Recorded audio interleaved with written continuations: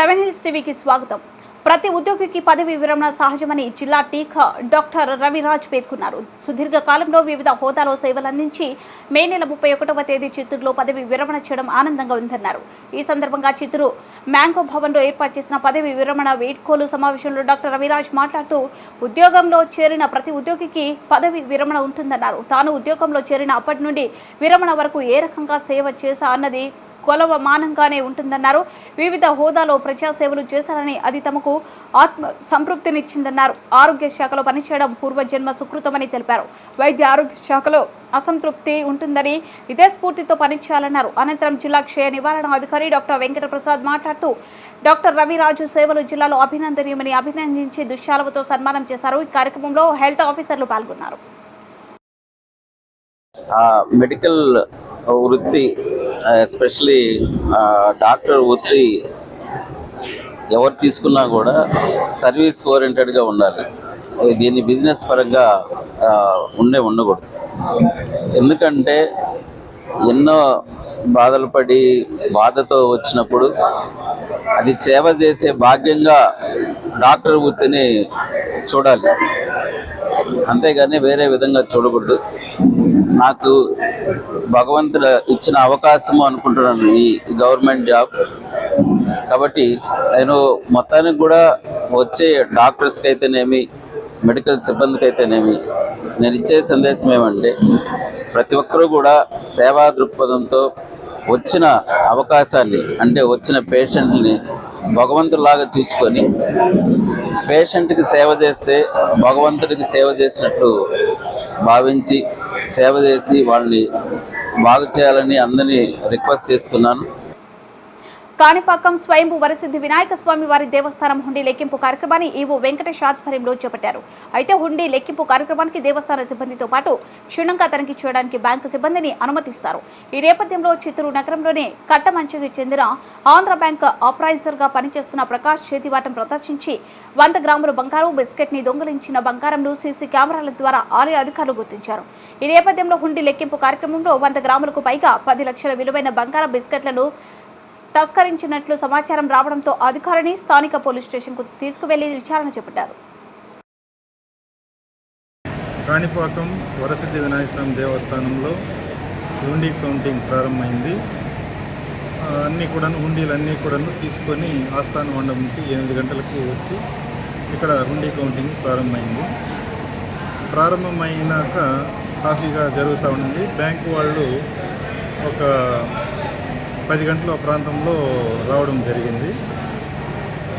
First round ఇచ్చే టైంలో వాళ్ళు క్యాష్ రిసీవ్ చేసుకోవడానికి వచ్చారు. అప్పటికే ఒక రెడ్ ట్రేలో హుండీ ద్వారా వచ్చినటువంటి బంగారు వెండి అంతా కూడాను అక్కడ పెట్టడం జరిగింది. అందులో 100 గ్రాములు ప్యూర్ గోల్డ్ 999 నంబర్ ఉన్నటువంటిది హుండీ ద్వారా వచ్చింది. అది 24 క్యారెట్స్. దాన్ని ఈ బ్యాంకులో పనిచేస్తున్నటువంటి అప్రైజర్ ఒక వ్యక్తి మేనేజర్తో పాటు క్యాషియర్తో పాటు వచ్చి క్యాష్ తీసుకోవడానికి వచ్చి ట్రే పక్కన కూర్చొని మెల్లగా ట్రేలో నుండి అతను దాన్ని తీసుకొని లోపల పెట్టుకున్నాడు. పంచె లోపల పెట్టుకున్నాడు. పంచె లోపల బహుశా నిక్కర్ ఉండొచ్చు, దాంట్లో పెట్టుకున్నాడు. అక్కడి నుండి అతను అటు ఇటు చూసి మళ్ళీ మెల్లగా వెళ్ళి ఆ బ్యాంక్ వాళ్ళు మళ్ళీ సపరేట్గా కౌంటింగ్ చేస్తారు దాన్ని, మా దగ్గర తీసుకున్న క్యాష్ని. అక్కడ గోడ పక్కన ఒక సంచి పెట్టుకున్నాడు.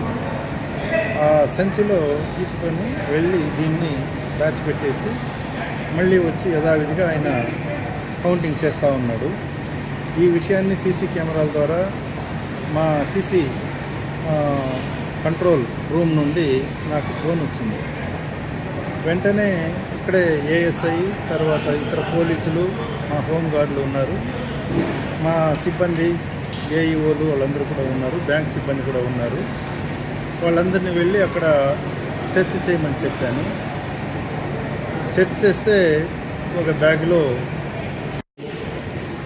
ఓపెన్ చేసి చూస్తే దాంట్లో ఈ 100 గ్రాములు ప్యూర్ గోల్డ్ బిస్కెట్, ఒక రింగు, అది ఒక 1.5 గ్రాము ఉంటుంది, తర్వాత అతని షర్ట్ కూడా దాంట్లోనే ఉండింది. షర్ట్ జోబిలో ఒక 500 రూపాయలు ఉండింది.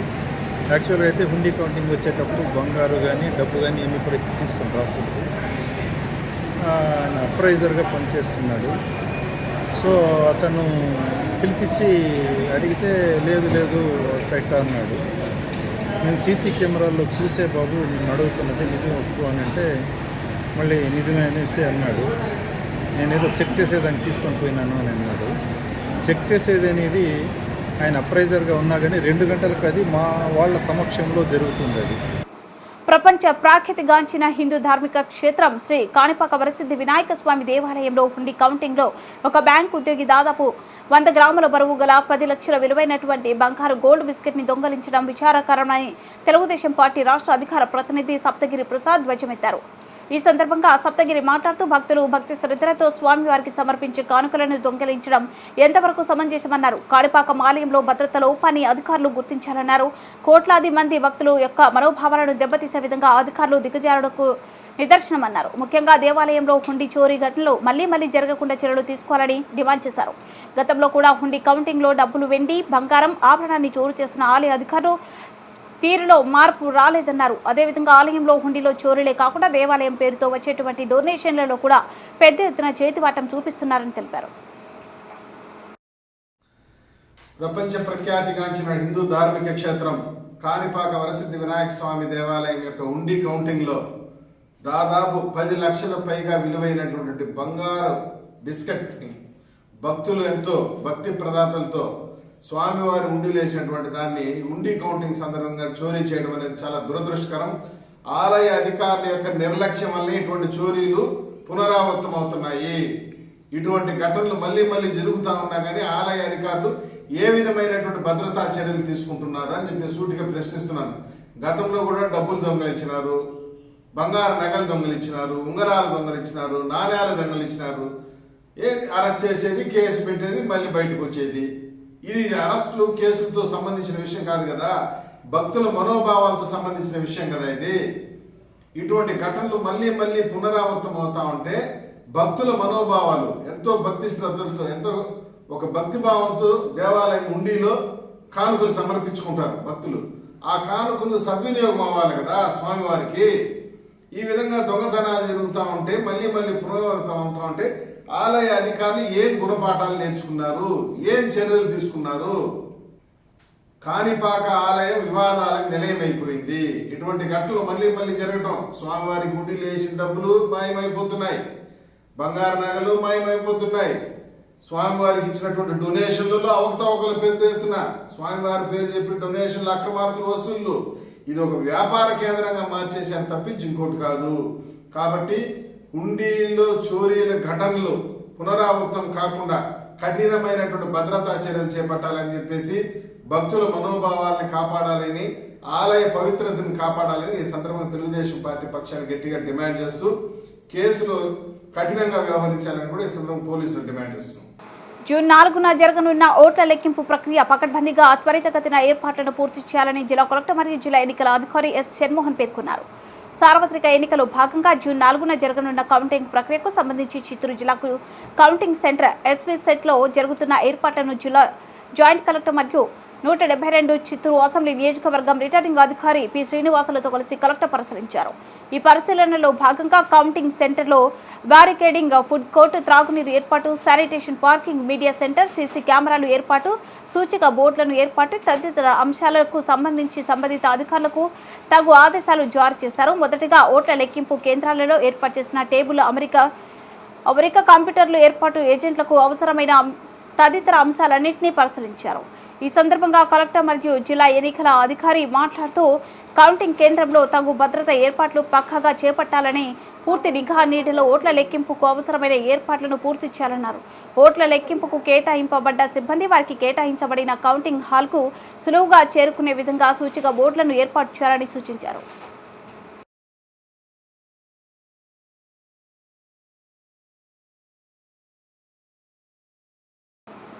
చిత్తూరు జిల్లాలో 2,72,223 మంది లబ్ధిదారులకు సుమారు 79.66 కోట్ల సామాజిక భద్రత పెన్షన్లు జూన్ 1 నుండి పంపిణీ చేయడం జరుగుతుందని జిల్లా కలెక్టర్ ఎస్ జన్మోహన్ తెలిపారు. భారత ఎన్నికల సంఘం మరియు రాష్ట్ర ప్రభుత్వ ఆదేశాల మేరకు ఎండ తీవ్రత ఎక్కువగా ఉన్న నేపథ్యంలో వృద్ధులు, దివ్యాంగులు సచివాలయాలకు రానవసరం లేకుండా వారి సంక్షేమాన్ని దృష్టిలో ఉంచుకుని జూన్ నెలలో పంపిణీ చేయాల్సిన సామాజిక పెన్షన్లు ఆధార్ లింక్ బ్యాంక్ అకౌంట్లు ఉన్న లబ్ధిదారులకు డీబీటీ ద్వారా వారి వ్యక్తిగత బ్యాంకు ఖాతాలకు నేరుగా జమ చేయడం జరుగుతుందన్నారు. జిల్లాలో సామాజిక భద్రత పెన్షన్ల కింద జూన్ నెలలో 2,72,223 మంది లబ్ధిదారులకు సుమారు 79.66 కోట్లు పంపిణీ చేయాల్సి ఉండగా 1,88,059 రూపాయల లబ్ధిదారులు బ్యాంక్ అకౌంట్ల ఆధార్ నెంబర్తో లింక్ అయి ఉన్నాయని, వీరికి డీబీటీ ద్వారా జూన్ 1వ తేదీన పెన్షన్ నగదు జమ చేయడం జరుగుతుందని, మిగిలిన 84,164 మందికి జూన్ 1వ తేదీనే సచివాలయ సిబ్బంది ద్వారా పెన్షనర్ల ఇంటి వద్దకే వెళ్లి పెన్షన్ పంపిణీ చేయడం జరుగుతుందన్నారు. ఈ పంపిణీ కార్యక్రమం ఎంపీడీఓ, మున్సిపల్ కమిషనర్ల ఆధ్వర్యంలో ఆయా సచివాలయ సిబ్బంది ద్వారా చేపట్టడం జరుగుతుందన్నారు. పెన్షన్ నగదు విత్డ్రా చేసుకోవడానికి బ్యాంకుల వద్ద ప్రత్యేక కౌంటర్లు ఏర్పాటు చేయడం జరుగుతుందన్నారు. పెన్షన్ల పంపిణీపై పూర్తి పర్యవేక్షణ ఉంటుందని, వీలైనంత త్వరగా పెన్షన్ల పంపిణీ పూర్తి చేయడం జరుగుతుందన్నారు.